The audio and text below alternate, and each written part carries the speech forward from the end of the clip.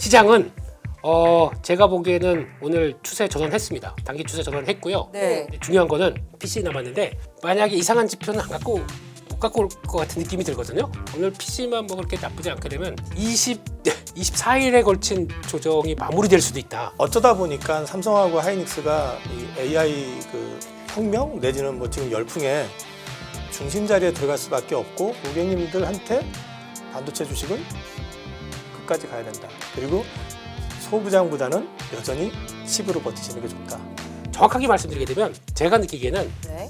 엔비디아의 GPU가 문제가 아니라 오픈AI가 큰일 났습니다. 그러니까 GPU 환경 쪽에서 탄생된 게 TPU다라고 보시면 될 것 같고, 그런데 TPU가 타겟은 오픈AI를 타겟으로 하고 있다. 그러니까 지금은 발등에 불에 떨어진 것은 엔비디아가 아닙니다. 엔비디아는 살짝 반은 즐기고 있는 거예요. AI 판이 커진다.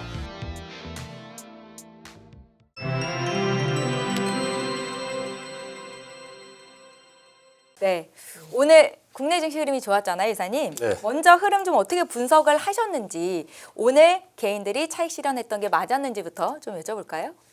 사실 좀 아침 일찍부터 시작해서 오전장 보면서는 생각보다 굉장히 급하게 돌아서는데 하면서 마음이 좀 붕 떴다가 네. 오후 들어서면서부터 도로 이렇게 쭉 내려가는 느낌을 보면서 아직은 좀 상단이 좀 막히겠구나 그 정도 생각을 했는데, 오늘 사실 아침에 이제 금리 인하 기대감 이런 것들이 커지기 시작한 데다가 우리 환율이 원화가 갑자기 강세로 돌아섰죠. 그래서 1,450원대로 급락을 하고 그런 영향을 받아서인지 또 선물 쪽에서 외국인이 최대 1조는 못 넘겼었고 9천억대 중반까지 순매수를 하는 것을 보여줬거든요. 그러면 파생 시장이 지금 어영부영하면서 지금 절반가량이 환매가 됐어요.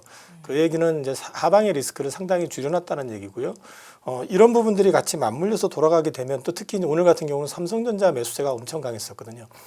잘하면은 환율 안정되고 하향되기 시작하면서부터 외국인들이 선호하는 이제 대형주 이런 것들이 같이 돌지 않을까 했는데 상 막판 되니까 환율 도로 빠져버리고 도로 올랐죠. 네. 돌아 올라버리고 선물도 거의 9,500억대 환매수했던 걸 3,000억대로 줄여버리고 해가지고 아직은 조금 이걸 돌파할 힘은 아닌 것 같고 좀 갇혀 있는 구간 내서 순환매 내지는 이제 종목 장세가 조금 더 이어질 수 있겠구나라는 생각을 했고요. 장은 나쁘지 않았기 때문에 사실은 아까 들어오기 전에 우리 김 대표님 목소리 웃음소리가 막 크게 울려 퍼지고 막 그랬는데 저도 사실은 좀 약간 해볼래 했었어요 오늘. 아니 두 분에게서 느껴지는 기운이 수익의 향기가 빨간불의 향기가 저에게까지 느껴집니다. 맞나요? 아닌 척 하시는 건가요? 어쨌거나 오늘 입을 가리셨는데 우리 대표님께서. 그러면 오늘은 제가 정리를 해보자면 이사님께서는 지수는 2%대 양시장 모두 올랐는데 환율과 파생 시장의 움직임을 봤을 때 다소 그러니까 찜찜한 부분이 있다라고. 찜찜하다기보다는 네. 이제 장이 좀 터닝 포인트를 잡은 것 같다는 생각을 사실은 좀 했었는데 네. 오후에 다시 이제 제자리로 돌아가는 걸 보니까 아직은 좀 상단이 좀 막히는구나. 그 얘기는 이제 소위 말해서 지수가 끌고 가는 장보다는 종목이 좀 확산되면서 종목 장세로 순환이 될 가능성 그런 쪽은 좀 볼 수 있겠다. 그리고 하방 리스크는 아까 말씀드린 것처럼 선물 파생 포지션을 외국인들이 손절을 하면서 굉장히 많이 줄여놨어요. 그러니까 제가 현금 그 금액 기준으로 8조 원 이상이 순 매도라고 말씀을 드리면서 상방 막힌다는 말씀을 드렸었는데 지금 11월이죠. 근데 지금 그게 지금 8조였던 게 지금 4조대 초반 그렇게까지 지금 줄어든 상태거든요. 그래서 이런 부분들이 이제 추가 하방 리스크는 좀 제어해 줄 것 같기는 한데 여전히 위로 올라가는 거에 대해서는 지수상으로는 조금 부담이 있을 것 같다. 그러면 이제 종목 장세가 순환이 되면서 이어지지 않겠느냐. 그렇게 지금 본 것 같아요. 며칠 동안 좀 힘들었는데 오늘의 이 상승을 앞으로의 기쁨으로 좀 이어갈 수 있는지 김 대표님은 오늘 시장 어떻게 보셨습니까? 그 3일 내내 그 음봉탕 그러니까요. 줄줄줄줄줄줄 아유 힘들었다가 오늘 변화가 나오다 보니까 오늘 무슨 일이세요? 간판 미녀 앵커님 두 분이 딱 오늘이요? 네. 오늘 어떤 날일까요, 열매님? 네, 그냥 제가 좋아하는 최은정 앵커님 만난 날이죠. 네. 좀 좋은 약해요. 날입니다. 드립이 좀 좋은 약해요. 네. 수익을 말발로 이렇게 칭찬으로 그냥 묻어가시지 마시고 김민수 대표님 오늘 시장에서는 단타하기가 아주 좋았나요? 원래 단타는 매일 좋아요. 매일 좋군요. 예, 매일 좋아. 네. 또 요즘 좀 이따 약간 말씀드리겠지만 요즘 신규 종목들 와 이게 그냥 거의 신규 상장 종목. 신규 IPO 종목들 네. 이게 그냥 쭉쭉 뽑아가니까 그냥 교과서적으로 움직여요. 이게 무슨 표현이냐면은, 그러니까 어차피 신규 상장은 이때가 약간 부각받는 때입니다. 무슨 뭐 종목 이름도 뭐 이상 그린 환경 뭐 이런 거, 예, 뭐 무슨 그래피티도 아니고 그래피 막 이런 거, 예, 뭐 내용 보면 그냥 그런가 본다. 근데 예, 그냥 시장에서 맞춰간다 그러면 그냥 그런 거 막 그냥 그렇고요. 그건 그렇고 시장은 제가 보기에는 오늘 추세 전환했습니다. 오, 진짜요? 예, 단기 추세 전환했고요. 네. 근데 중요한 거는 내일 PC 하나 남았잖아요. PC 남았는데 그냥 이렇게 그냥 나는 트럼프다 생각해 보게 되면 만약에 이상한 지표는 못 갖고 올 것 같은 느낌이 들거든요. 아, 물가 지표를 예, 물가 지표. 트럼프가 영향을 줄 수 있다라고 보십니까? 아우 이제 연준 위원들 영향을 예리하십니다. 주시는 분들인데 네. 그런 생각으로 봤을 때는 오늘 PC만 뭐 그렇게 나쁘지 않게 되면 예, 그냥 약 한 24일에 걸친 조정이 마무리될 수도 있다라고 생각을 하면서 제 생각입니다. 혼자 네. 예, 그런 생각이고 부디 맞았으면 좋겠네요. 네. 그래서 또 오늘은 이제 좀 오전부터 좀 바삐 움직였죠. 그리고 보면서 그래서 그렇게 될 거길 뭐 생각을 하면서 그렇게 봐야 될 것 같고 왜 그러냐면은 이게 한 2, 3일 전인가 돌아다니는 것 중에 그런 게 있어요. 공무원이래요. 공무원인데 하이닉스를 단가를 61만 4천 원인가 거기에 내 돈 플러스 신용까지 다 땡겨가지고 내 돈 플러스 5억을 사셨더라고요. 근데 신용하고 레버리지 쓴 게 얼마인지 아세요? 3억 9천. 실화입니까? 싫어합니다. 이거 장고로 돌아다녔습니다. 아유, 누가 만들어낸 거 아닐까요? 모르겠어요. 그냥 계좌 캡처해서 이렇게 61만 4천 원에 예. 3억 9천을 땡겨서 그럼 내 자금은 얼마가 있다는 얘기죠? 1억 조금 넘는 게 그게 내 자금이고 예, 이런 게 타다가 지금 반대면 나갔겠죠? 이런 게 문제였습니다. 이런 게. 그러니까 지금 마음이 급하다 보니까 이거 계속 갈 것 같은데 저러다가 하니까 그때 글로벌 IB들이 무슨 뭐 80만 원, 100만 원 막 지르고 하니까 금방 갈 것 같아요. 차트도 안 빠지다 보니까. 거기 들어갔던 게 요즘에 최근에 음봉탕을 만든 게 그런 역할이라고 생각됩니다. 아, 그러면 최근에 3일 동안 조정을 받는 동안에 이런 신용 같은 경우에는 많이 좀 정리가 됐다고 보십니까?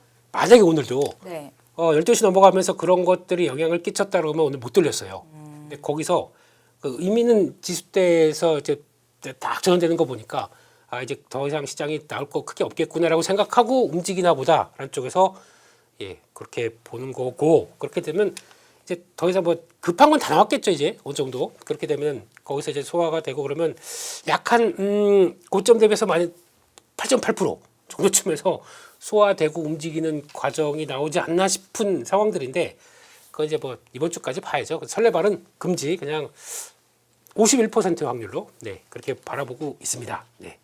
7거래일 만에 장대 양봉이 나온 거를 조금 의미 있게 해석을 하시는 거네요. 차트를 한번 보시죠. 네. 야구하고 싶지만 차트 준비된 게 없습니다. 네. 장표는 준비되어 있습니다. 오늘 시장 흐름이 어땠는지 함께 좀 봐주시면 좋겠습니다. 네. 이게 차트로 보이죠? 네. 그렇습니다. 그래서 미국 얘기는 뭐 쭉 나오는데 이거 SLR 규제 완화되는 거 이것도 의미가 좀 있는 것 같아요. 그러다 보니까 미국의 연방은행위원회인가요? 거기서 이제 규제를 완화시키기 시작하게 되면 채권이나 채권 매입도 늘어날 수가 있고요. 거기서 또 채권 트레이딩이나 뭐 이제 주식 아니면 주식까지는 모르겠지만 근데 거의 글로벌 IB다 보니까 IB 쪽으로 본다 그러면 그것도 영향을 받겠지만 그런 쪽에서 약간 자본 규제가 완화되기 시작한다 그러면 좀 더 룸이 열려집니다. 이거 호재죠. 그래서 그거가 논의가 돼서 거의 되는 쪽으로 나온다라고 하게 되면 이것도 하나의 축으로 되겠죠. 그렇다면 트럼프 행정부에서 계속 얘기했던 것들이 나오기 시작하면서 그러다 보니까 오늘 금리가 4%대까지 툭 밀려가는 모습들도 금리나와 함께 나오는 게 아닌가 그렇게 생각 들어서 이런 것들가 계속 그럴 것 같아요. 뭔가 조금 안 되면 되게 하라. 이런 쪽에서 금리 끌어내리기 위한 여러 가지 방향들로 모아갈 것 같은데 그런 쪽에서 하나씩 보일 때마다 시장에서 반응이 나온다 그러면 내년에는 또 얼마나 돈을 유동성 파티가 나올까라는 쪽으로 보게 되면 그런 쪽들이 이제 서서히 하나로 맞춰가는 과정들이 나온다라고 봐야 될 것 같습니다. 그래서 방점은 금리나 뭐 이런 걸로 봐야겠죠. 그렇게 보고 있고 거기다가 지금 차트 보게 되면 지금 일본의 축소판 일본 증시랑 니케이 지수랑 저희가 거의 유사한데 변동성은 좀 큰 거 이렇게 나옵니다. 그래서 흐름은 거의 비슷하게 나오더라고요. 근데 그런 쪽에서 아마 일본 증시도 한 번쯤 비슷하게 가는지도 한번 보셔야 될 것 같고, 그러다가 강세업종은 그냥 그렇게 할게요. 다 올랐어요. 다 올랐고 빠진 건 조금 좀 그동안에 좀 올랐던 거 좀 빠졌다 이렇게 보겠습니다. 근데 다 올랐어요. 수산 업종은 뭔가요? 업종에 수산이 갑자기 들어가 있는 건 좀 신기한데요. 뭐 이슈가 있었나요? 그 한일령 관련해서 아. 국내 수산주도 좀 올랐었잖아요. 그거 관련해서 오늘은 좀 약세 업종으로 잡혔네요. 아니, 보지 마세요. 그냥 쓸 아니, 게 없어가지고. 느낌이 하도 오른 게 많다 보니까 약세인 업종을 찾다가 수산까지 넣으셨나 제가 또 이렇게 생각을 했네요. 수상하죠? 죄송합니다. 네, 수상합니다. 네, 그렇습니다. 그래서 뭐 오늘 그래도 뭐 보게 되면 약간 초기에는 반도체가 좀 쉬었어요. 장 초반에는 그러다 보니까 형님 쉰다. 그러면서 2차전지 쭉 앨범알이 주가가 또 이제 강하게 나오기 시작하면서 그런 변화 나오기 시작하고 2차전지 뭐 리튬 이런 것들 쭉 강하게 들어왔고 거기다 또 구조조정법 관련된 쪽에서 이게 쭉 나오고 이제 롯데하고 예, 그 신청하다 보니까 롯데 쪽에서 신청하다 보니까 화학 쪽에서 또 변화가 나오기 시작했고 그런 쪽이고 인터넷은 보니까 네이버 또 이제 또 합병이 거의 이제 임박 결정이 되다 보니까 이렇게 나오는 것 같고 신규 상장주도 뭐 그냥 그렇다 지금의 트렌드다라고 있고 요거는 이제 또 바이오 쪽에서 두 개 큰 거 기대가 큰 게 나와요. 이제 청약 들어가고 이제 12월 때 총가에서 나오는 두 종목 에임드 바이오랑 알지노믹스 요거 이제 좀 준비가 되다 보니까 그게 붐은 일으키는데 개인적으로 펩트론이 잘 지나가야 될 것 같아요. 그래야 아마 이건 우리 바이오의 살아있는 레전드 우리 이사님께서 잘 설명해 주실 겁니다. 어려운 걸 또 그렇게 봐야 될 것 같고 원자력은 뭐 아까 위원님 말씀하셨듯이 그렇고 특이하게 조선 기자재 쪽도 좀 살아나는 분위기고 조선주보다 기자재가 조금 더 강한가 뭐 그런 모습들이고 자동차 살았고 증권주도 탄력받고 뭐 그런 모습들이다. 증권주 움직이는 거 보면은 네. 시장에 이제 좀 뭔가 좀 돌리나 이런 느낌도 나다 보니까 그렇게 또 움직이는데 증권주도 제일 핫한 쪽들 IMA인가 이제 또 시작이 된다고 하죠. 네. 그거 사실이에요? 8%그 이자 주고 원금 보장. 그렇죠. 지금 그런 논의가 되고 있더라고요. 5에서 8%뭐 이런 정도 얘기를 많이 하고 있는 것 같은데요. 확정금리예요? 아니죠. 네, 확정은 아니고 확정금리일 수는 없습니다. 확정은 아니고 그 정도. 근데 원금 보장에 예. 목표 수익률을 5에서 8% 제시하는 걸로 저는 봤는데요. 네.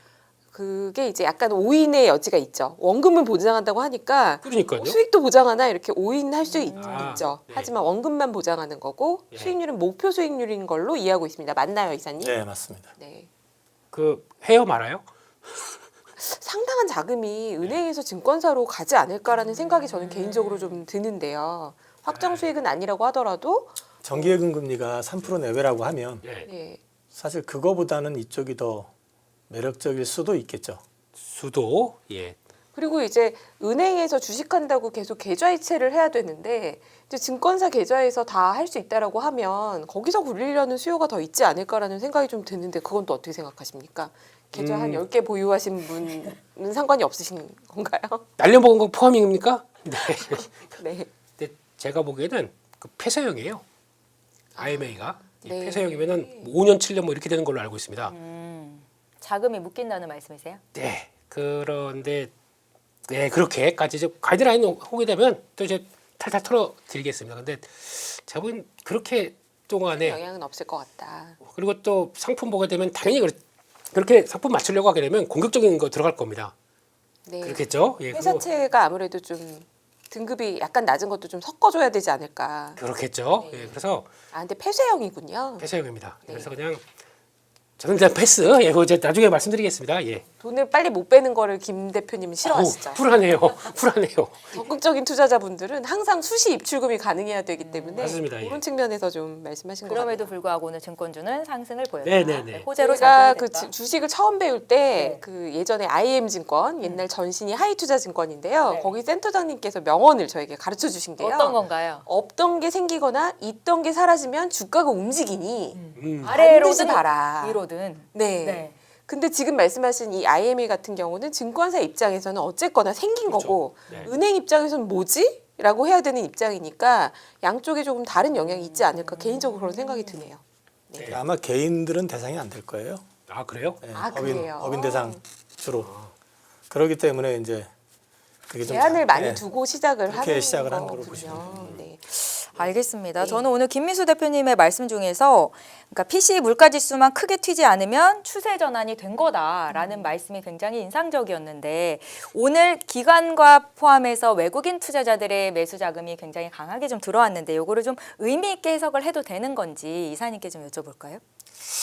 저는 사실 오늘보다요. 저는 저기 외국인들이 그 하방 압력을 월요일 날 사실상 이제 스톱했다라고 저는 봤거든요. 월요일 날 선물 환매수가 1조 3천억이 들어왔었어요, 그날. 그리고 그게 이제 우리 지수는 출발해서 빠졌잖아요. 근데 이제 실제로 보면은 이제 미국의 금리 인하 가능성이 급격히 부각됐던 것도 주말간에 일어났었고 존 윌리엄스가 이제 그 얘기를 또 강하게 얘기를 했었잖아요. 근데 이제 이런 부분들이 그 외국인 투자자들 입장에서 봤을 때는 이제 소위 말해서 자기네들이 하방 베팅했던 리스크를 갖다 확실히 줄여버린 걸로 보고 있고요. 그래서 사실 저는 오늘 굉장히 기대 아침에 했었다라는 게 환율 급락하죠. 거기다가 선물 급하게 사들이고 있죠. 사실 현물은 그렇게 많이 안 샀었거든요. 그래서 그래도 이제 외국인 포지션 자체가 좀 가벼워지게 되면은 추가 하방 리스크는 제한될 거고 여기서 환율만 더 잡아줄 수만 있으면 들어올 것 같다. 생각보다 빠를 수도 있겠는데라고 생각을 했는데 그게 조금 늘어졌기 때문에 저는 이제 상방을 돌파하는 거는 아닌 것 같지만 그렇다고 또 하방 역시도 크지 않을 것 같고 그 안에서 이제 순환매 형식으로 좀 돌아가지 않겠냐 이제 저는 그렇게 본 거고요. 근데 사실은 또 그거하고 다르게 저는 조금 중기적으로 봤을 땐 저는 12월 선물 옵션 만기 그 전후가 또 FOMC가 또 있어요. 그래서 그 거의 비슷한 시기에 종료가 되기 때문에 저는 지금부터는 외국인들이 선호하는 업종의 대형주 같은 경우는 좀 싸게 사 모아보는 것도 나쁘지 않을 것 같다. 그래서 사실은 오늘 저는 그런 쪽으로 조금 포지션을 가져갔어요.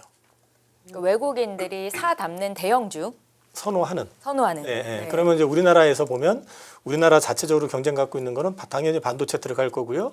그 다음에 지금 어쨌든 글로벌은 탈중국을 한다고 놓고 봤었을 때 그렇게 놓고 봤을 때는 여전히 조선이 들어갈 수밖에 없을 거고 그다음에 뭐 원전도 마찬가지일 거고 뭐 이런 식으로 해가지고 우리가 좀 가지고 있는 강점이 좀 부각되는 그 섹터의 대형주들을 조금씩 싸게 좀 담는 전략으로 저는 오늘 하루 가져왔었습니다. 알겠습니다. 외국인 투자자들의 매매 패턴 변화에 대해서 조금은 다른 시선으로 보고 계신지 김민수 대표님 의견도 좀 여쭤볼게요. 저도 외국인들은 별로 관심이 없고요. 네. 네, 외국인들은 돌아올 땐 돌아올 것 같습니다만 외국인들은 제 생각엔 한머니가 좀 많은 것 같아요. 제가 지금 최근에 움직이는 동향 봤을 때 그래서 그거 빼고 이번에 기관이 진짜 잘했어요. 별로 기관에 대해서는 신뢰가 저희가 없었거든요.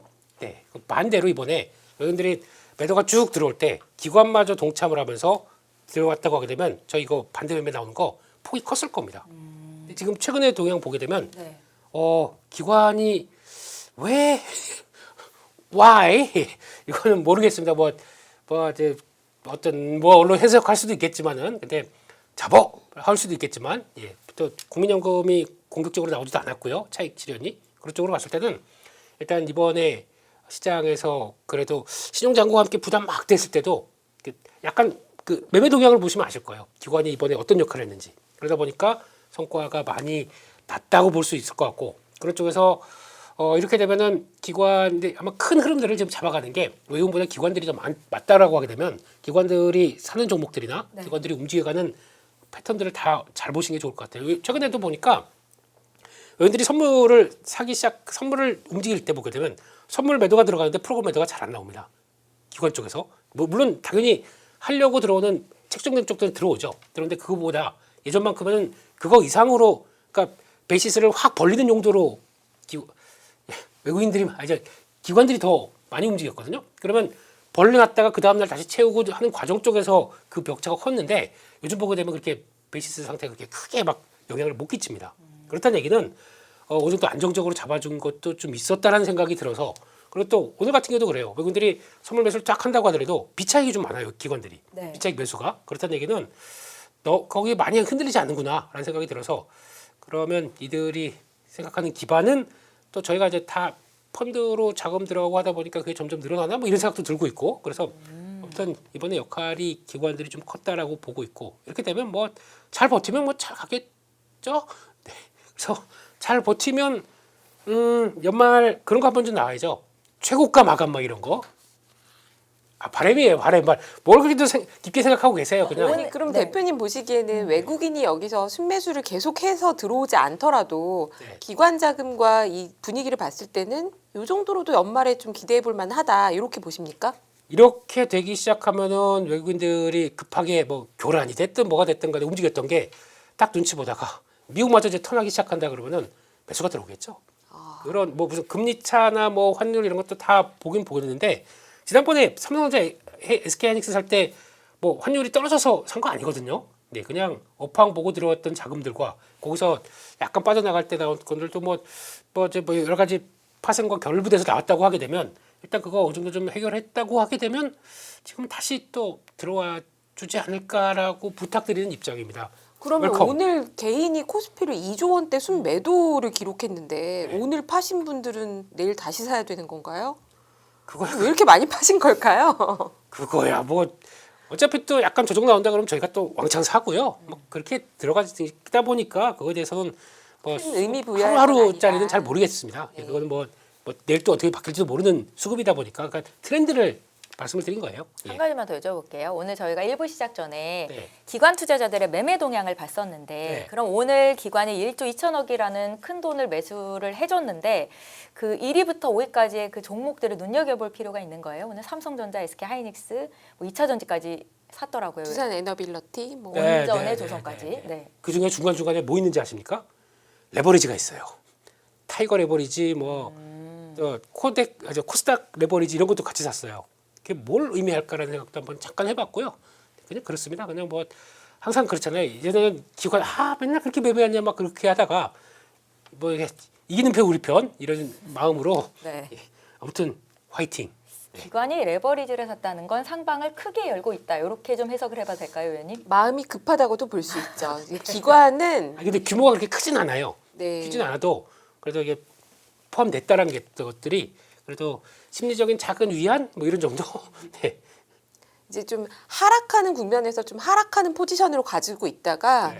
갑자기 오늘처럼 2% 이상 지수가 상승하면 기관은 지수보다 성과가 못 나는 게 가장 최악이거든요. 네. 그렇죠. 그러니까 이제 일정 부분은 레버리지도 가져가는 것 같은데 요거는 사실 개인이 따라하기는 매우 어려운 전략이 아닌가 저는 개인적으로. 물론 김미수 대표님은 따라하시겠죠. 예외시겠죠. 안 해요. 레버리지 안 해요. 저 이런 거 뭐 저는 굿버스 네, 이런 거 안 별로 해요. 이렇게 추천하고 싶지는 않습니다. 네. 저는 사실 오늘 너무 궁금한 게 있어서 네, 이 좋습니다. 질문을 하기 위해서 제가 계속 참고 기다렸어요. 구글의 TPU, 아, TPU와 GPU를 오늘 또 설명해 주신다고요. 과연 구글발 이 TPU 중심에 뭔가 반도체 랠리가 생길 거냐, 이 반도체 주가가 엇갈리는 게 나올 거냐, 이게 지금 좀 궁금합니다. 어떻게 보십니까? 지금 시장의 가장 큰 화두죠. 네. 이거 저 전문가님을 앞에 모시고 제가 이런 얘기 일단은 준비해 오셨으니까 말씀 듣고 코멘트를 이사님께 여쭤보도록 하겠습니다. 어제도 했어요. 어제도 했는데 PD님이 이번 주 내내 하래요. 그래서 저희 중요하잖아요. 개념을 뭐 이렇게 봐야 된다라고 하면서 그렇게 얘기를 하는 것 같은데 일단 요즘 뭐 말도 많고 탈도 많고 TPU와 GPU 차이가 앞에 T와 G자의 차이인데 뭐가 이렇게 바뀌었느냐라고 네. 할 수 있겠는데 그냥 쉽게 말씀드리면 그거예요. 그 TPU라고 하게 되면 T가 텐서잖아요. 네. 텐션이 올라가는 이런 거 아니고요. 텐서. 이게 행렬 얘기하는 겁니다. 행렬. 그러니까 그렇게 행렬을 통해서 곱하기 딱딱 나오다 보니까 속도나 안정성이 되게 빠르죠. 그래서 이런 얘기하게 되면 뭔 소리야 이렇게 얘기하실지 모르니까 네. 저도 나무 위키에서 그거 돌아가는 거 보다가 눈이 팽팽 돌아가더라고요. 근데 중요한 거는 딱 그겁니다. TPU는 그러니까 GPU가 먼저 범용이라고 보시면 돼요. 그러니까 AI를 하기 위해서 범용으로 그러니까 그래픽으로 만든 거다 보니까 일단 딱 데이터 딱 찍어서 인식하고 이런 과정들인데 그걸 조금 더 꼬아서 이제 행렬식으로 딱딱딱 만들어내다 보니까 TPU는 해당되는 섹터에 좀 더 강합니다. 그러니까 무슨 얘기냐면은 그러니까 그 추론과 학습을 다 같이 하는데 그 해당되는 섹터에 더 강한 강점을 갖고 있습니다. 그리고 또 TPU가 가격이 성능은 살짝 더 좋다고 그러니까 왜냐하면 해당되는 섹터 산업에 들어가다 보니까 훨씬 더 성능이 좋아질 수밖에 없죠. 그리고 거기다가 가격까지 착해요. 그러니까 시장에서 관심이 높아지죠. 그런데 여기서 그러다 보니까 그러면 GPU는 말고 이제 TPU 시대냐? 아닙니다. 구글도 조금 이따 보시면 아시겠지만 GPU 씁니다. 네. 다 쓰고 있고 거기 환경에서 같이 파생돼서 나온 게 이제 TPU라고 보시면 되는데 정확하게 말씀드리게 되면 제가 느끼기에는 네. 엔비디아의 GPU가 문제가 아니라 오픈 AI가 큰일 났습니다. 아, 그게 왜 맞는 것 그렇죠? 같아요. 네. 예? 왜 큰일 났죠? 원래 TPU가 만든 배경이 네. 이게 제가 알기로는 작년 2023년 12월 이때 어떤 오픈 AI가 막 치고 나가다 보니까 구글이 위협을 느꼈어요. 네. 우리 검색이 이제 망할 것 같은데? 근데 망할 것 같은데라고 해서 아직까지 제정신을 못 차린 쪽은 네이버. 아유, 네, 네. 지금 우리는 지금 그러고 있는 거죠. 예. 네. 그러다 보니까 거기서 무슨 브레인스토밍하고 막 해서 그때 사업부를 두 개를 합쳤습니다. 딥마인드란 거랑 구글 브레인이라는 사람. 그걸 합치면서 두 개 합쳤네요. 쌍두개 아닙니까? 제미나이. 라틴어로 이게 제미나이가 쌍두개라는 얘기입니다. 그래서 그게 합쳐지다 보니까 거기서 목표가 뭐였냐면 챗GPT 오픈 AI 잡자였습니다. 네. 그러다 보니까 거기서부터 버전 1, 버전 2 그래서 이번에 나온 게 버전 3예요. 제미나이 3.0이. 그렇게 나오기 시작하다 보니까 결국에 타겟은 챗GPT가 못하는 거를 더 심화시켜야 되겠다는 생각이겠죠. 그러니까 결국에는 오픈 AI, 엔비디아, 오라클 이런 환경들 쪽에서 이렇게 범용적으로 나가는 거 뭐 다 지들이 다 안 돼요. 안 되겠다라고 하다 보니까 거기서 만든 게 TPU는 개별적인 약간 좀 폭이 작다라고 볼 수가 있겠죠. 거기서 나오다 보니까 그에 맞게 성과를 내는 쪽들이 지금 바뀌어가는 쪽들이죠. 그래서 그러면 여기서 그 에이직이 왜 나왔냐면 그러면 이제 구글의 TPU와 브로드컴을 많이 얘기했지 않습니까? 네. 설계해줬어요. 설계해주고 그걸 하게 도와줬다 그러면 요게 이제 한 몸으로 가는 분위기죠. 그런 쪽에서 지금 분위기는 TPU도 그러면 내가 이런 쪽에서는 내가 이 섹터 쪽에서는 TPU를 써서 좀 더 딥하게 할 수 있겠구나라고 하게 되면 그걸 또 할 수가 있겠죠. 그러다 보니까 이번에 메타 쪽에 임대한다, 뭐 판매한다 이런 쪽으로 구글이 나오는 전략들이 일단은 성과가 괜찮다 보니까 시장 반응도 괜찮으니까 이제 바뀌는 전략으로 나갔죠. 그런 쪽에서 아마 지금 이게 결론적으로는 GPU가 좋아, TPU가 좋아, 그럼 문제가 잘못된 겁니다. 전제가 잘못된 거예요. 그러니까 GPU 환경 쪽에서 탄생된 게 TPU다라고 보시면 될 것 같고, 그런데 TPU가 타겟은 오픈 AI를 타겟으로 하고 있다. 그럼 지금 가뜩이나 AI 버블을 저는 이게 나중에 오픈 AI가 상장될 때가 버블이라고 생각했거든요.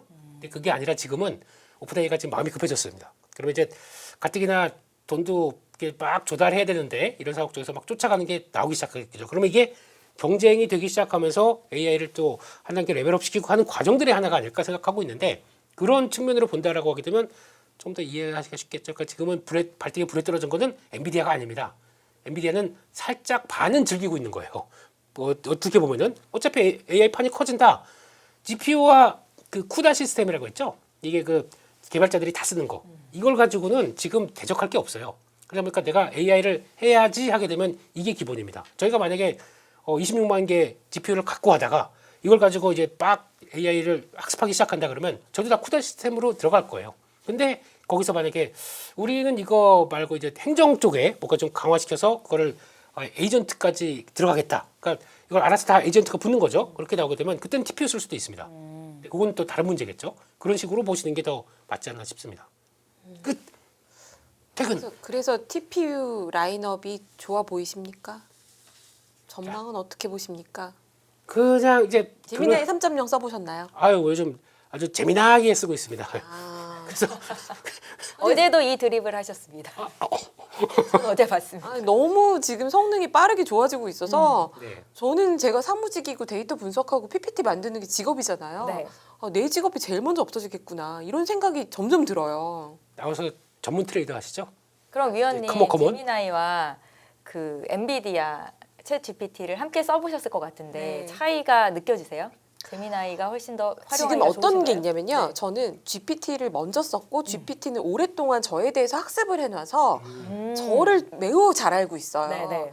그래서 예를 들면 제가 직장을 만약에 옮긴다거나 직업을 바꾼다면 얘를 다시 시켜야 될 것 같아요. 이미 저를 너무 잘 이해하고 네. 있어서 현재의 저에 대해서는 넌 원래 이런 사람이고 이런 보고서 좋아하지? 그래서 쫙 뽑아줍니다. 근데 제미나이는 제가 그 정도로 트레이닝을 안 시켜놔서 아직 얘가 저를 잘 몰라요. 그래서 저는 AI가 무서운 게 지금 왜 이렇게 전쟁을 벌이는지 이해가 돼요. 한 군데를 내가 완전히 쓰다 보면은 제가 아이폰에서 갤럭시로 가기가 어려워지는 쉽지 않죠. 것처럼 네.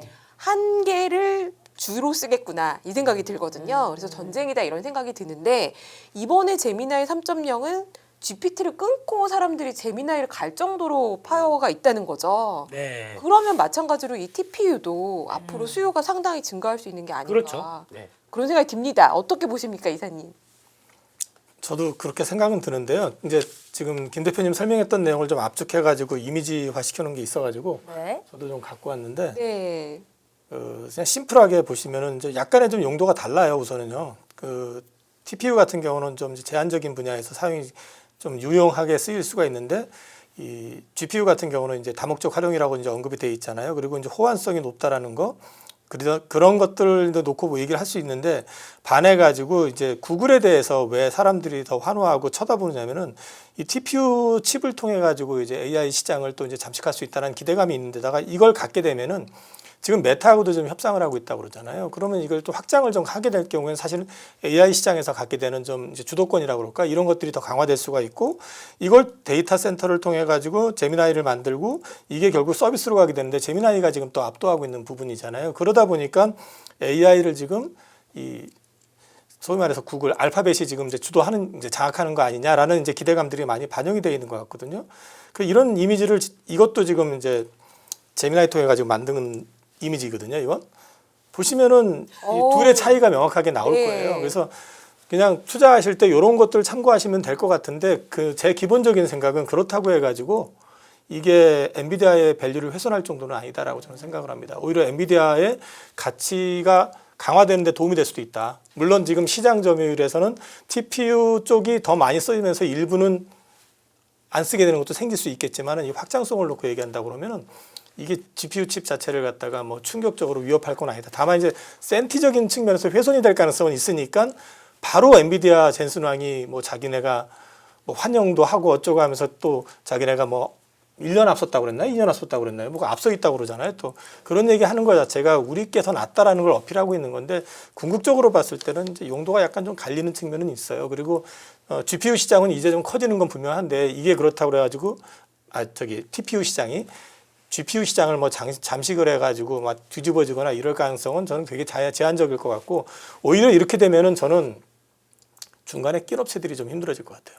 예를 들면요. 뭐 오픈 AI도 말씀하셨지만은 저는 이번에 AMD가 신제품 나오면 또 뭐 달라질 거라는 얘기가 있기는 한데 이제 이게 양자가 같이 성장을 해버리게 되면 그 중간에서 경쟁을 하는 칩들이 있잖아요. 지금 새로 만들어지는 뭐 아마존에서도 만드는 칩도 있고 하니까 이런 것들이 이제 제자리를 못 잡게 될 가능성도 있다라는 거죠. 그래서 그런 측면에서 오히려 이것들과 관련 이제 경쟁을 하고 있는 쪽이 오히려 좀 데미지를 받을 가능성도 있어 보인다. 그래서 오히려 이게 더 강화될 가능성이 좀 있어 보입니다. 근데요, 이 지금 나오고 있는 이 TPU와 GPU에 대한 이런 논란이 결국에는 외국인의 삼성전자 순매수와 SK 하이닉스 순매도로 이어진 건 아닐까라는 생각이 드는데요. 어떻게 보십니까?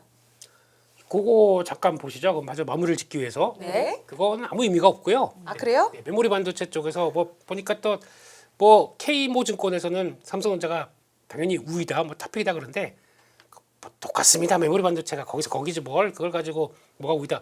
차라리 삼성전자가 요즘 움직이는 거는 파운드리에 대한 기대감 때문에 더 움직인다고 보시면 맞아요.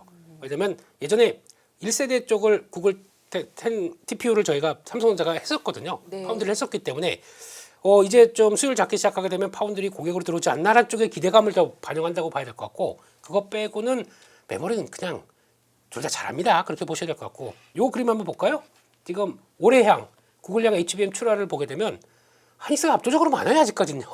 그리고 HBM3E는 그러니까 3E가 초기에는 벌써 구글 쪽으로 들어갔던 거는 하이닉스가 다 거의 뭐 온리 하다가 이제 삼성전자가 들어오는 상황들이거든요. 그러다 보니까 이거는 그러면 내년 가게 되면 역전된다. 그거는 뭐 또 모르는 거죠. 예, 그런 쪽에서 지금 상황으로 봤을 때는 그렇다고 삼성전자가 더 커진다는 걸 베팅을 하나? 아무 의미가 없어요, 그건요. 예, 그렇다고 봐야 될 것 같고 또 하나 중요한 거는 요거 잠깐만 보셔야 될 것 같습니다. 그러니까 지금 구글의 TPU가 쓰이는 것 중에서 그러니까 구글의 전략이에요. 구글의 전략 보게 되면 여기 보게 되면 PC가 왜 이렇게 많아요? PC, 예. 그러네요. 예, 고스트 PC. 예. 네. 이게 뭐냐면 이거는 그러니까 이들이 물고기를 너무 좋아하나 봐요. 그건 아니고 예, 다 프로젝트 이름에 PC를 붙여놨습니다. 그리고 이거는 마지막에 그러니까 이번에 나온 아이언우드가 TPU의 그 3세 그 제미나이 3.0에 들어오면서 만들어진 칩 세팅된 이름이거든요. 쭉 보시게 되면은 이렇게 쭉 들어왔는데 이제 더 중요한 게 제가 보기엔 이건 그래서 여기 뭐 파운드리 누가 하고 뭐 PCB 누가 하고 이거 중요한 게 아닙니다. 그 전략 쪽에서 썬PC가 뭐냐면은 이들이 만들어가는 그러니까 저희가 테슬라는 열심히 머스크 CEO가 이걸 얘기를 막 하다 보니까 저희가 알고 있어요. 뭐 우주화가 어쩌고 저쩌고 이렇게 확장해 가는구나 알고 있는데 구글 같은 경우도 썬PC가 뭐냐면 우주에서 태양광을 통해서 에너지를 받기 시작하면서 그거를 활용해서 또 다른 영역으로 펼쳐나가는 그런 단계를 벌써 구상하고 있습니다. 엄청난 거죠. 네. 네. 이것도 아직 엔비디아도 잠깐 보여주긴 했는데 뭐 그렇게 크게 구체화는 안 됐습니다. 이렇게 나오기 시작하고 제브라 PC는 뭐냐면은 뇌과학입니다. 뇌에 대해서 중추신경계부터 연결하는 그쪽들을 다 AI와 연결시켜서 그만큼 얼만큼 빨리 그러니까 구글은 조용히 하는 거고요. 테슬라는 XAI를 통해서 막 떠벌리면서 하는 거고 그 차이밖에 없습니다. 그렇게 나가는 구조라고 하게 되면 거기에 맞게도 좀 다 이렇게 세팅이 돼가는 과정이라고 봐야겠죠. 그러다 보니까 그들은 다 그럼 어떻게 보면 그거에 해당되는 쪽에 해당 섹터에 대한 산업을 강화시키기 위해서 AI를 강화시키기 위해서 TPU를 쓴다라고 볼 수가 있는 거죠. 그런 관점으로 보게 되면 앞으로 AI는 무궁무진하게 들어갈 게 많겠죠. 산업들이. 그런 과정 쪽에서 아까 우리 이사님 말씀하셨듯이 그러면 메모리는 누구 거 써요?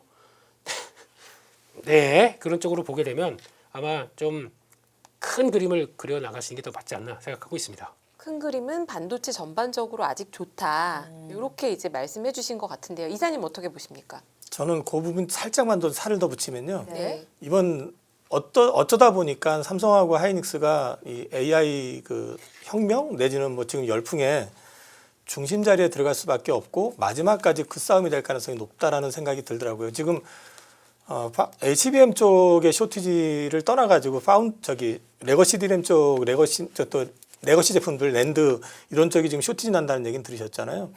근데 이게 쇼티지 나면은 이전 같았으면 삼성이나 하이닉스나 마이크론이 적극적으로 증설에 들어가 가지고 시장을 먹겠다고 덤비는데 전혀 그런 움직임이 없어요.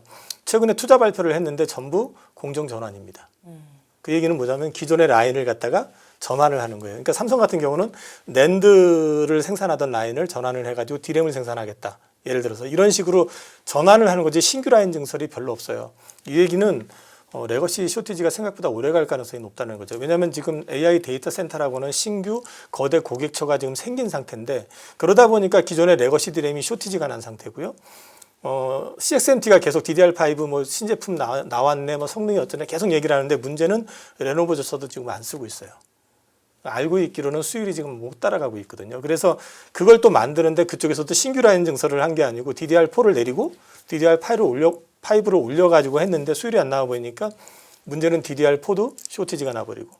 근데 이게 지금 증설이 생각보다 쉽지 않을 가능성이 높은 게 삼성이나 하이닉스는 당해본 것도 있는데다가 중국이라고 하는 변수가 항상 도사리고 있어요. 중국이 확 따라와버리면 단가로 또 밀어버리면 어떡하지? DDR4 시장 사실상 철수선했던 거잖아요.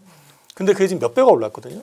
그래서 사실 투자에 되게 조심스러울 수밖에 없고 랜드 라인을 갖다가 디램으로 전환한다 그러니까 랜드 가격 폭등하고 또 랜드가 지금 쇼티지가 나서 또 난리가 나거든요. 지금 이런 그림이 나와 있는데 이거는 사실 결국에는 삼성 하이닉스가 언제 돈 벌겠다고 또 욕심을 내서 증설을 들어가느냐가 변수인 거지 어떻게 보면 이 레거시 디램의 쇼티지 플러스 HBM 효과까지 감안해서 보면 이게 생각보다 굉장히 마지막 하이라이트는 이쪽에서 나올 수도 있다. 저는 그렇게 보고 있거든요. 그래서 고객님들한테 반도체 주식은 끝까지 가야 된다.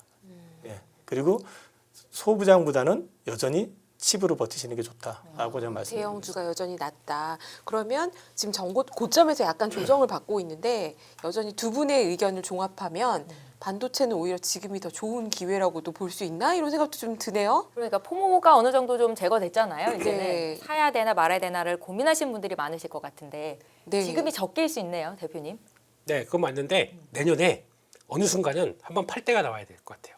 그거는 그때 가서 말씀드리겠습니다. 지금은 사야 되고. 지금은 사야 되고요. 근데 이제 이런 질문도 있으셨어요. 네. 워낙에 AI 칩이 다양하게 나와서 NPU는 뭐가 되냐 시청자분이 댓글창에도 쓰셨고 저희 제작진도 주요 이슈로 넣어주셨는데 칩이 이제 종류가 더 많잖아요. 테슬라는 또 다른 거 쓰고 있고 네. 각자 다양한 칩들이 나오는데 뭐 누가 이런 거 만들었다라고 할 때마다 시장의 악재로 볼 필요는 없다라고 보시는 건가요? 어떻게 봐야 될까요? 그러니까 이게 시장이 막 커지는 가운데 한때는 이게 유행하고 한때는 이게 유행하고 그럴 때마다 저희는 어떤 생각이 드냐면 아 이건 아니고 그건가 보다. 이게 제일 주도인가 보다. 그래서 막 그때마다 들어가는 하나의 변화라고 봐야겠죠. 근데 그거를 물론 그러면서 속도 나다 보니까 거기서 지금 부각받는 거 당연히 인기 있는 거다 보니까 부각받을 수밖에 없겠죠. 거기 사는 건 좋은데 AI 자체에 대해서 지난번처럼 AI 버블론이 뭐 다 대세가 된 것처럼 아마 오늘 보니까 마이클 버리 형님도 또 한번 터셨더라고요. 엔비디아 저격했더라고요. 지금 시간으로 빠질 겁니다. 그 얘기 그건 이제 뭐 나중에 얘기를 하는 걸로 하고 근데 그거 봤었을 때 그러니까 그런 식으로 어떤 AI가 지금 이제 너무 좀 이제 버블론에 가깝게 얘기하는 거는 지금은 좀 너무 시기상조다라고 생각하고 있기 때문에 그거 말고 예, 좀 반도체는 그런 쪽에서 주축이 아니냐. 그리고 또 이번에 반도체를 봤었을 때 지금만 생각하시면 안 돼요. 좀 빅픽처를 그려 오셔야 돼요. 지금 저희가 그럼 AI가 지금 단계가 10단계 중에서 이제 2, 3으로 들어갔다. 그러면 내년에 또 바뀌는 상황들이 나옵니다. 또 루빈 시리즈가 나오기 시작하면 엔비디아에 그러면 또 분위기가 또 확 바뀌어요. 근데 그때 우리가 할 수 있는 우리 반도체들이나 아니면 또 기판 예. 잘 보셔야 됩니다. 기판들이 어떤 역할을 해주는지도 잘 보시게 되면 지금 나오는 실적 대비해서 아유 비싸네 안 비싸네 이거 생각하시면은 예, 대응을 전혀 못 하실 거예요. 그 그림을 그려가시게 되면은 특히 이제 그렇게 되면은 반도체는 증설 안 합니다. 증설해봐도 요만큼 합니다. 근데 바빠요. 그럼 물량이 다 어디로 넘어가겠습니까? 5셋 후공정 쪽이겠죠.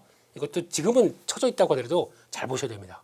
이게 제 생각입니다. 네, 구글과 엔비디아 어느 쪽으로 붙어야 되냐, 뭐 AI 시장의 최종 승자가 누가 될 것이냐 이거를 고민하기보다는 국내장에서는 칩 메이커 두 종목은 계속해서 눈여겨볼 필요가 있다. 두 분의 의견이 일치하셨던 거 네. 같습니다. 여기까지 정리를 하고요. 시간이 많이 지나서 다음 이슈를 봐야 될 텐데 네. 준비된 게 많거든요. 뭐가 제일 중요할까요?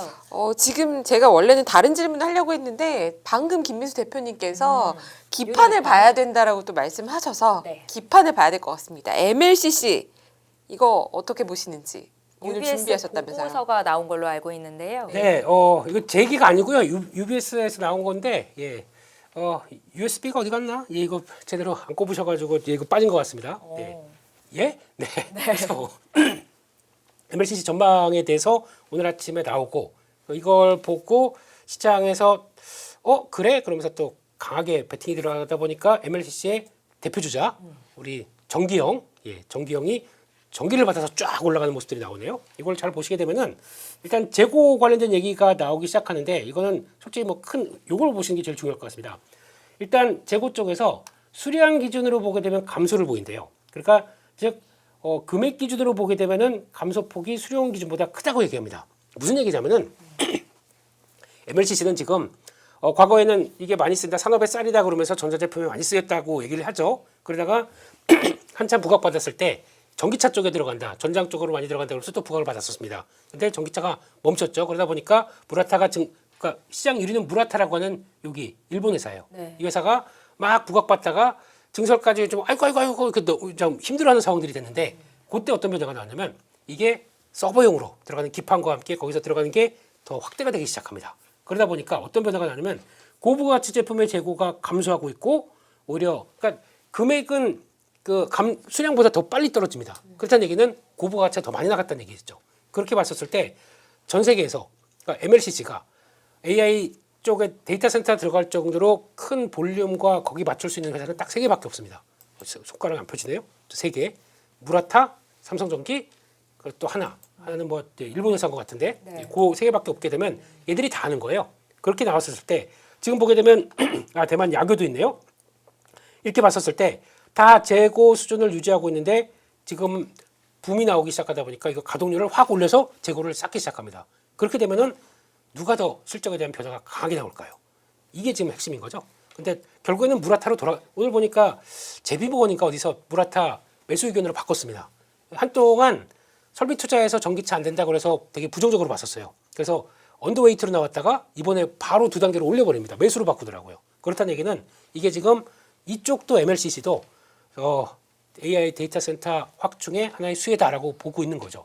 그것뿐만 아니라 삼성전기 입장으로 셈코 입장으로 보게 되면 일단 MLCC뿐만 아니라 지금 나오는 반도체 기판 이것도 같이 FCBGA 투자를 한 게 있지 않습니까? 그걸 가지고 쭉 끌어올렸는데 이번에 또 호기를 맞게 되면 삼성전자가 누구 거 쓰겠어요? 그래도 결국에는 그래서 다 아이고 내 새끼라고 하겠죠. 예, 그런 쪽에서 변화가 나온다라고 하게 되면 이런저런 지금 가동률 얘기 나오는 거 보니까 올해 초와 지금이 또 가동률 차이가 확 달라지더라고요. 그런 걸 봤었을 때 주가가 올라가는 이유가 그런 게 있다. 그 핵심이 기판이다라고 보시면 될 것 같고 지금은 기판마저도 쇼티지가 나올까요? 근데 조짐이 나오고 있습니다. 그거 잘 보셔야 될 것 같아요. 그리고 특히 MLCC 같은 경우는 타이트하다 보니까 뭐가 나오냐면 지금 저 밑에 있는 시장 점유율 9, 20위 업체들이 올리고 있어요. 그러면 이게 결국엔 쭉 올라서 이거 P까지 올라간다라고 하게 되면 대형 쪽에 들어가는 MLCC와 함께 변화가 어떻게 바뀔까 생각해 보시게 되면 지금보다는 내년이 실적이 더 좋아지겠죠. 그런 쪽에서 삼성전기는 안 가본 길을 가고 있다라고 보는 게 더 맞을 것 같습니다. 네. 삼성전기는 안 가본 길을 가고 있다라고 말씀하셔서 제가 방금 삼성전기의 차트와 주가를 봤는데요. 네. 제가 애널리스트를 시작했던 이래에 뭐 그 저는 모르겠습니다만 네. 가보지 않은 주가 수준에 와 있어요. 지금 어떻게 생각하십니까, 이사님? 그게 지금 사상 최고가예요. 네. 사상 최고가인데 이게 생각보다 전기가 투자하기가 이렇게 만만한 기업체는 아니에요. 이게 변동폭이 좀 되게 세거든요. 그러니까 우리 김 대표님 같은 스타일은 되게 좋아하실 수 있는 스타일이에요. 근데 이거를 좀 잡고서 가져가기에는 제가 지금 마음고생을 되게 많이 했던 종목이거든요.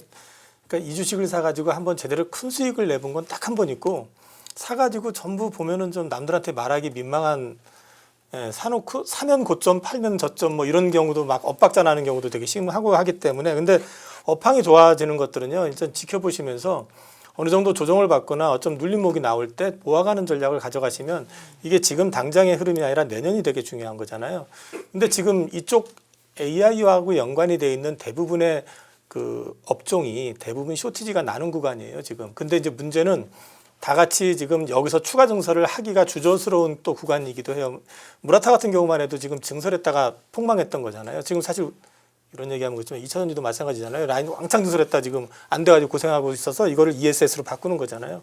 그렇게 되면은 추가 증설 유인이 줄어들게 되잖아요. 그런데 이때 갑자기 추가 수요가 확 발생을 해버린다. 그러면은 그거는 업체들이 적극적으로 투자를 안 한다고요. 지금 그 반도체도 마찬가지고 우리나라 조선도 마찬가지예요. 증설 적극적으로 안 하는 이유가 뭐냐면은 한번 되어봤기 때문에 조심하는 거거든요. 그래서 그런 경우에는 쇼티지가 의외로 좀 길게 갈 가능성이 있기 때문에 그런 관점으로 지켜보시면은 당장에 지금 신고가니까 쫓아 사십시오 하는 것보다는요. 그건 또 괜히 지난 아까 김 대표님 말씀하셨던 또 인증샷하고 비슷한 상황 나올 수 있으니까 조금 눌렸을 때 모아가는 전략으로 내년을 보고 한번 생각해 보시는 건 나쁘지 않을 것 같습니다. 네, MLCC 관련해서 두 분의 전망 들어봤고요. 저희 한 가지만 더 여쭤볼게요, 이사님께. 원전주가 오늘 강세를 보였는데 미국 증시에서도 원전주가 올랐잖아요. 미국 트럼프 행정부가 이 폭증하는 전력 수요를 감당하기 위해서 투자한다라는 긍정적인 뉴스가 있었는데 원전주 투자하셨던 분들이 오늘의 반등으로 계속해서 좀 긍정적인 시각을 가져가도 좋을지 여기에 대한 의견 좀 여쭤볼게요. 바닥을 잡아가는 구간 같아요. 근데 미국 쪽에서 이제 원전주 보면은 주가가 좀 변동이 좀 심해요. 네. 안정돼 있지는 않고요. 그 다음에 지금 나왔던 뉴스들은 거의 재탕이 많습니다. 어저께도 이제 8기 그 웨스팅하우스하고 손잡고 대형 원자로 8기 정도를 트럼프 대통령이 이제 착공하겠다, 짓겠다 얘기를 했는데 사실 2030년까지 10기 착공 얘기는 진작에 나왔던 얘기거든요. 근데 이제 우리 입장에서는 주로 지어주거나 아니면은 주기기나 어떤 기기를 납품하는 회사들이잖아요. 그러면 그런 것들이 구체화되는 것들이 보여지게 되면 이제 납품의 가시성이 높아질 수 있잖아요. 예를 들어서 현대건설이 지금 그 홀텍이라고 하는 회사가 유타주에 SMR을 갖다가 지금 그 10기를 짓겠다고 하거든요. 네. 근데 홀텍의 주 벤더예요, 현대건설이. 그리고 또 페르미 프로젝트에도 원전 4기 설계 프로젝트를 지금 수주했거든요. 그럼 이것과 관련해 가지고 결국 설계 프로젝트부터 들어가게 되면 나중에 짓게 되면 따라가 가지고 지어주는 역할까지 한단 말이에요.